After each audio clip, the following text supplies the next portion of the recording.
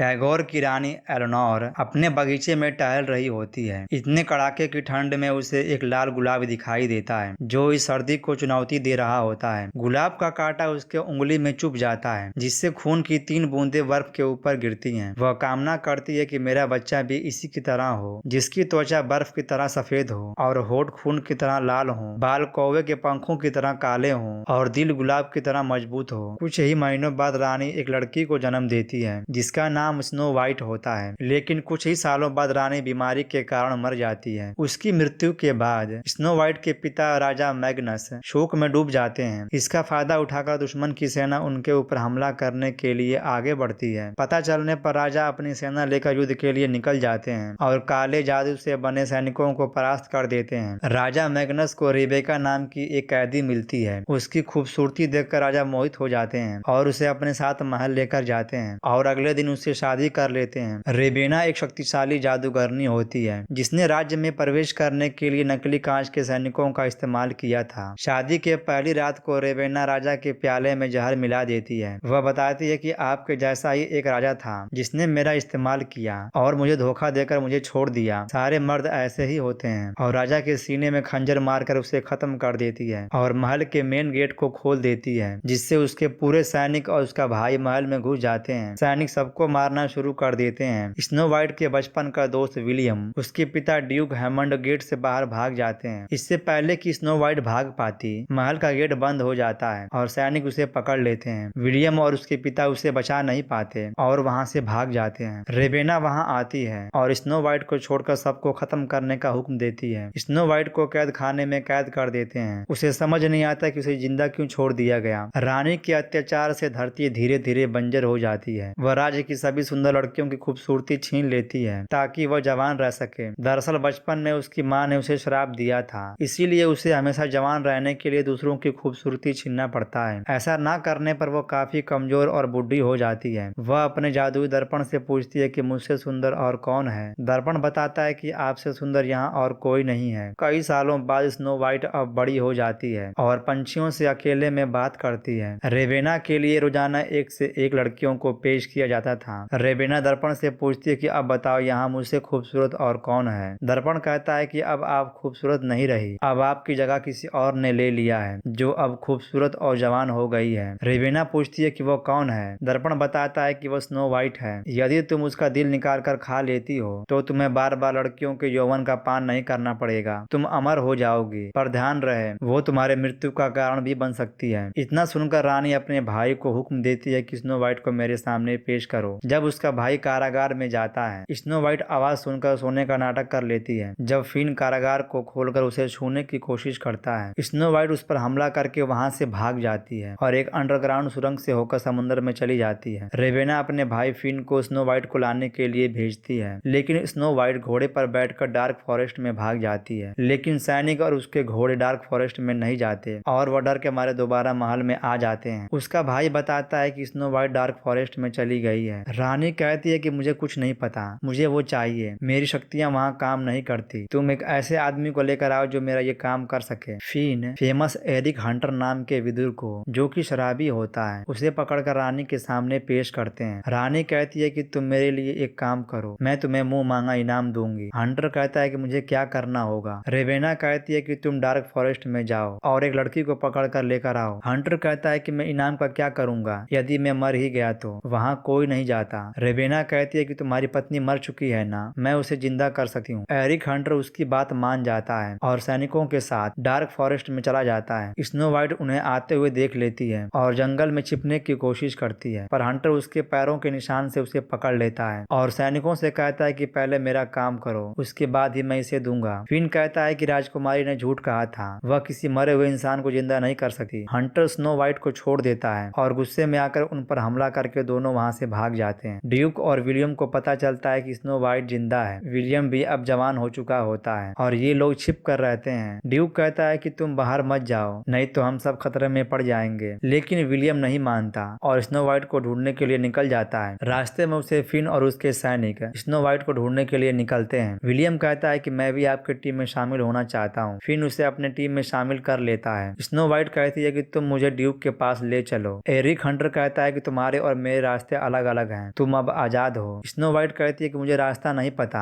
तुम मुझे वहाँ ले चलो, मैं तुम्हें सोने से भर दूंगी। एरिक हंटर सोने के लिए उसे अपने साथ ले लेता है और जल्द ही वो डार्क फॉरेस्ट से बाहर निकल जाते हैं। इसके बाद वे एक मछली पकड़ने वाले गांव में पहुंचते हैं जहां सिर्फ महिलाएं होती हैं जिन्होंने अपने शरीर और चेहरे को खराब कर दिया है ताकि वह रेबेना के लिए किसी काम की ना रहें और जिंदा बचे रहें। कबीले की औरत कहती है कि तुम्हारे कंधे पर बहुत बड़ी जिम्मेदारी है। हंटर कहता है कि तुम्हारा क्या मतलब है। वह हंटर को स्नो वाइट के बारे में बताती है कि वो एक राजकुमारी है और रेबेना उसे मारना चाहती है। हंटर जाकर स्नो वाइट से पूछता है कि तुमने मुझे पहले क्यों नहीं बताया। वह कहती है कि मुझे तुम पर भरोसा नहीं था इसीलिए। रात में हंटर स्नो वाइट को छोड़कर अकेले जाने की कोशिश करता है पर कबीले की महिला कहती है कि उसे तुम्हारी आवश्यकता है। वो कहता है कि मैंने अपनी पत्नी को खो दिया है, मैं इसे खोना नहीं चाहता और वहाँ से चला जाता है। रात में फिन की सेना मछली पकड़ने वाले गाँव पर हमला कर देती है और उनके घरों को आग लगा देती है। सभी लोग अफरा तफरी में उठते हैं और वहाँ से भागने लगते हैं। सैनिक हथियार से उन पर हमला करना शुरू कर देते हैं। हंटर देखता है कि आग उसी गांव से आ रही है। वह दौड़ते हुए वहां पहुंचता है। बचे हुए लोग नाव पर बैठकर वहां से भाग जाते हैं। हंटर स्नो वाइट को अपने साथ लेकर भाग जाता है। जंगल में 8 बौने उन पर हमला कर देते हैं और दोनों को बांधकर उल्टा लटका देते हैं जो कि हंटरमैन को पहले से ही जानते थे।